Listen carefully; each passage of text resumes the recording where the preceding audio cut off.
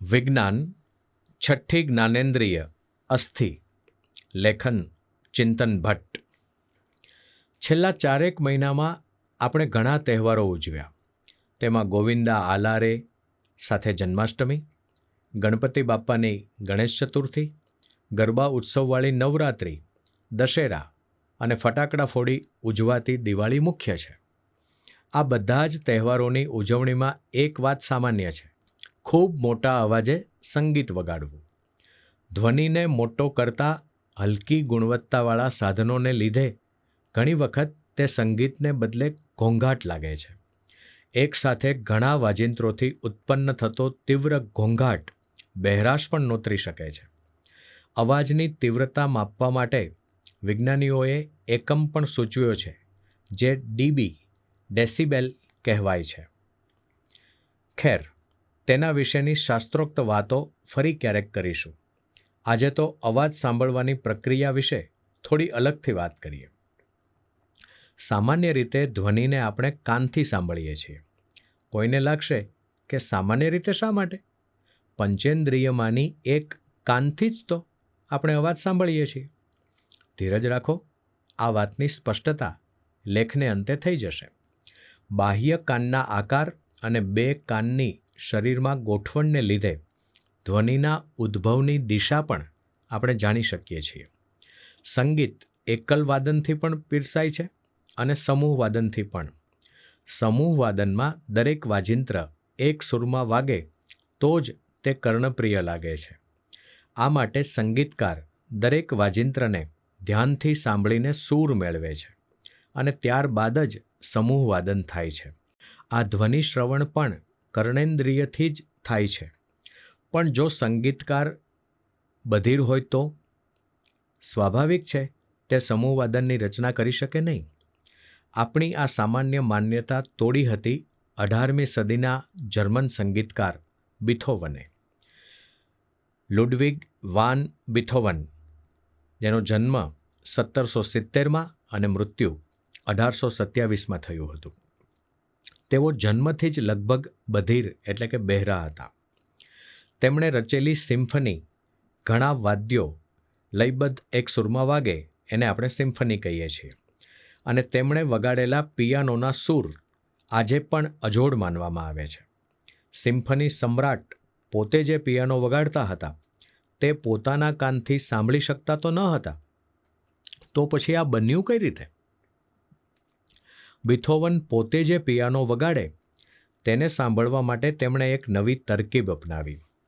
તેમણે પિયાનોના ધ્વનિ ઉત્પન્ન કરતા ઘટક અને પોતાના જડબા સુધી એક સળિયો ગોઠવ્યો, અને એ રીતે પિયાનોના સ્પંદનો જડબાના હાડકા સુધી પહોંચાડ્યા. આ સ્પંદનો કાનના ચેતાતંતુથી મગજ સુધી પહોંચી ગયા અને તેમને શ્રાવ્ય અનુભૂતિ થઈ. આ રીતે તેઓ પિયાનોના ધ્વનિને સ્પષ્ટ રીતે માણી શકતા હતા. તેમના આ પ્રયત્નથી શ્રવણ અનુભૂતિની એક નવી રીતનો ઉદ્ભવ થયો. આપણે જાણીએ છીએ કે 5 જ્ઞાનેન્દ્રિયો છે. આ વાત પરથી એમ નથી લાગતું કે જ્ઞાનેન્દ્રિય 5 નહીં પણ 6 છે, અને આ છઠ્ઠી જ્ઞાનેન્દ્રિય તે અસ્થિ. એક ચોક્કસ તરંગપટમાં ઉત્પન્ન થતા ધ્વનિ તરંગોને લીધે હવાના માધ્યમનું સંકોચન અને વિસ્તરણ થાય છે. પરિણામે ધ્વનિ તરંગો ગતિ કરે છે. અવાજના તરંગો કાનના પડદાને અથડાઈને કાનના અંદરના ભાગ સુધી પહોંચે છે. કાનનો પડદો અવાજના સ્પંદનો પ્રમાણે ધ્રુજે છે. ધ્વનિ તરંગો કાનની અટપટી રચના પાર કરીને અંતમાં જ્ઞાનતંતુઓ સુધી પહોંચી તેને ઉત્તેજિત કરે છે, અને જ્ઞાનતંતુઓ તેને અન્ય સ્વરૂપે મગજ સુધી પહોંચાડે છે. મગજ અવાજને અનુભવે છે. કાનની આંતરિક રચના ખૂબ જ નાજુક અને સંવેદનશીલ હોય છે, જેને લીધે વિભિન્ન માત્રાના અને ભાતભાતના અવાજો આપણે સાંભળી શકીએ છીએ.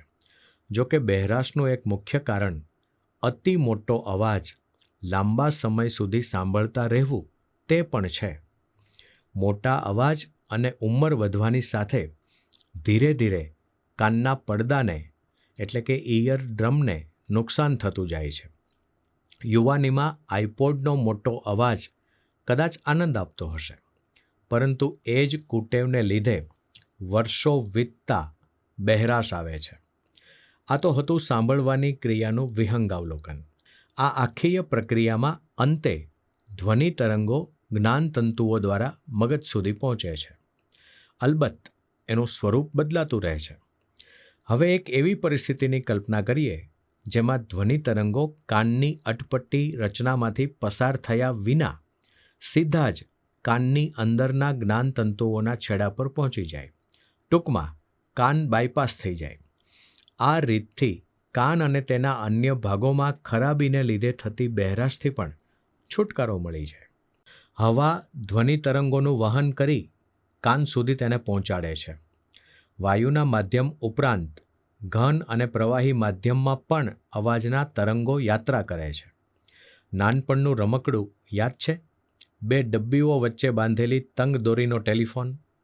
ખેંચાયેલી દોરી ધ્વનિના યાંત્રિક તરંગોનું વહન કરે છે. તો વળી રેલવેના પાટા પર કાન ધરીને દૂરથી આવતી ટ્રેનના ચાલવાનો અવાજ સાંભળી શકાય છે.